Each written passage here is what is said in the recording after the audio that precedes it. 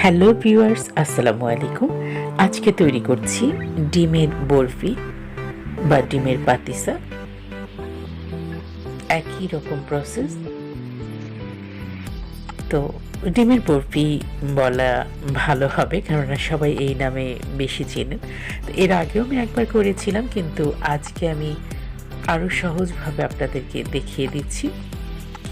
আমি প্রথমে 10টি বা 8টিও নিতে পারেন। 8টি বা 10টির খুব একটা ব্যবধান হয় না ডিমের। তো যাক, আমি 10টি ডিম নিয়েছি। 2 কাপ বেশ ভালো পরিমাণে ভরা ভরা 2 কাপ গুঁড়ো দুধ নিচ্ছি, 2 কাপ চিনি নিচ্ছি, আর এর সাথে আমি আধা কাপ পরিমাণ পানি নেব, যাতে করে চিনি এবং দুধটা খুব তাড়াতাড়ি মিশে যায়। ইচ্ছে করলে আপনারা হ্যান্ড বিটার দিয়ে বিট করে নিতে পারেন, অথবা ব্লেন্ডারও ফেটে নিতে পারেন, ব্লেন্ড করে নিতে পারেন। তো যেভাবে সুবিধা হয়, অথবা আপনারা খুব ভালো করে মোটা হাতলযুক্ত চামচ দিয়েও নেড়ে চেড়ে নিতে পারেন। মোট কথা, আপনার দুধ, চিনি এবং ডিম পুরো ভালো করে পুডিং যেভাবে মেশানো হয় সেভাবে মিশিয়ে নেবেন। পুরোপুরি ভালো করে মেশানো হয়ে গেলে তারপরে আমি চুলোয় বসাবো।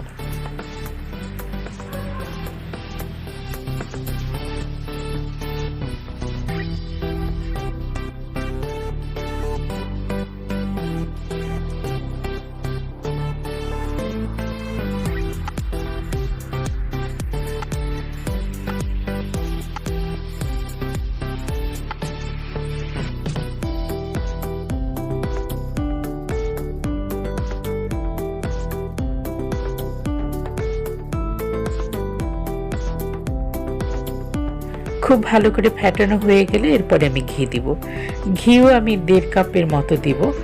তো 1 কাপ আমি প্রথমে এর সাথে ফেটে নিচ্ছি, আর আধা কাপ আমি একেবারে শেষের দিকে দিব। এবার আমি চুলোয় সব ভালো করে ফেটা হয়ে গেলে আমি চুলোয় জাল ধরিয়ে দিয়েছি। বেশ ঘন ঘন নাড়তে থাকবো। নাড়তে নাড়তেই দেখা যাবে একটু বুটি বুটি পেকে যাচ্ছে, গুটি গুটি পেকে যাচ্ছে। এরপর ক্রমান্বয়ে নাড়তে নাড়তে এটি হালুয়ার মতো দলা পেকে যাবে। তখনই নামিয়ে নেবার পালা। ইচ্ছে করলে অনেকে একটু জাফরান মেশাতে পারেন, আবার একটু এলাচের গুঁড়ো দিতে পারেন। তো আমার জাফরান ছিল না, আমি একটু এলাচের গুঁড়ো দিয়েছি।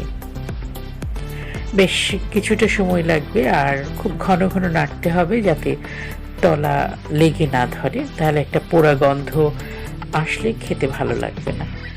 আর এরকম মোটা প্যান নিলে হালুয়ার জন্য ভালো হয়। তো নাড়াচাড়া করতে করতে, মৃদু আঁচে নাড়াচাড়া করতে করতে হালুয়া পেকে এসে গেছে। বেশ শক্ত আঠালো হয়ে গেলে নামিয়ে নেব।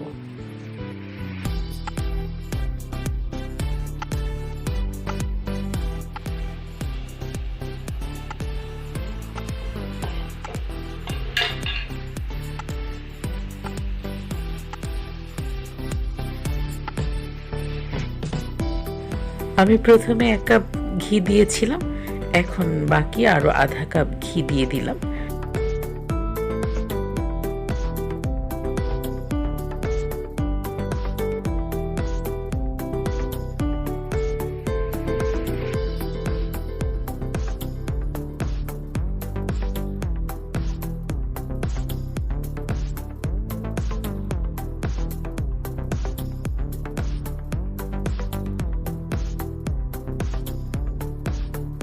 এবার বেশ ভালো করে আরো খানিকক্ষণ নাড়াচাড়া করে, খুব দ্রুত নাড়াচাড়া করে দলা পেকে এসছে, তখনই আমি নামিয়ে নিচ্ছি।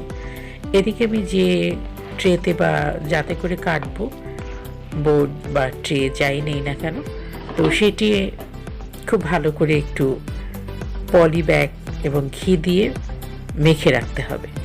তো আমি বোর্ডটিকে হালকা একটা পলি ব্যাগ দিয়ে নিয়েছি, তার উপরে আমি ছড়িয়ে দিয়েছি। এবারে আমি এই হালুয়া ওর উপরে দিয়ে ছুরি দিয়ে খুব ভালো করে সমান করে করে বিছিয়ে রাখবো। একটু ঠান্ডা হলেই কেটে নেব।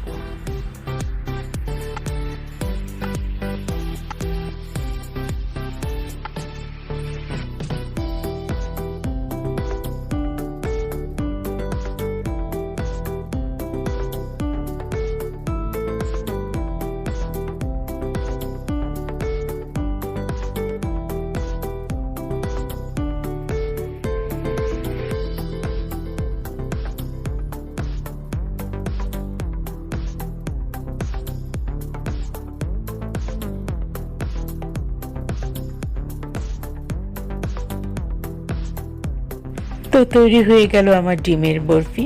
ইচ্ছে করলে আপনারা একটু নরম রেখে এর উপরে বাদাম কুচি দিয়েও সাজিয়ে নিতে পারেন। আর আমি একটু শক্ত করেছি যাতে বরফিটা একটু শক্ত হলেই খেতে ভালো লাগে। আর খুব দ্রুত কেটে নিতে হবে, না হলে দেখা যায় যে বেশি শক্ত হয়ে গেলে কাটা যায়।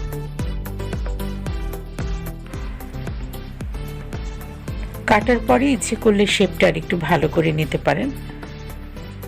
এই ডিমের বরফি বেশ শুকনো খাবার হিসেবে বেশ কতদিন ধরে রেখে খাওয়া যায়। তো যাই হোক, আশা করি আপনাদের কাজে আসবে। আজ এ পর্যন্ত। আমার আরও কিছু হালুয়া বরফি দেয়া হয়েছে, সেই লিঙ্কগুলো দয়া করে দেখে নেবেন। তো সবাই ভালো থাকুন, সুস্থ থাকুন। খোদা হাফেজ।